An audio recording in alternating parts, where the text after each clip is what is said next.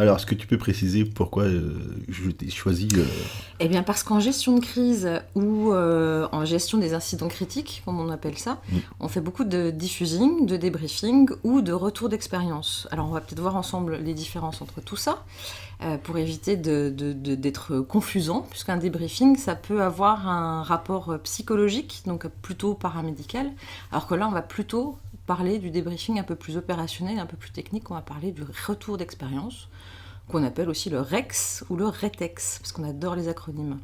D'accord. Donc, pour faire simple, je vais rester dans le secourisme.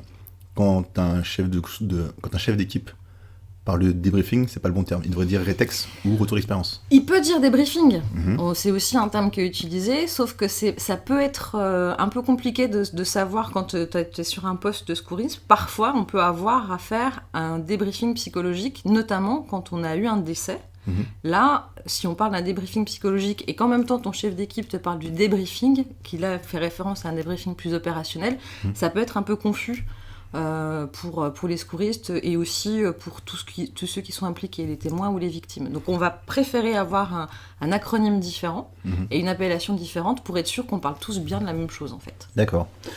Donc, écoutez les gars, quand t'es chef d'équipe, tu feras plus des débriefings, mais des rétex ou des retours d'expérience. Voilà, on a pris une chose. Ok, ça marche. Ok. Si tu veux écouter la totalité du podcast, tu as le lien à la fin de la vidéo. Finex.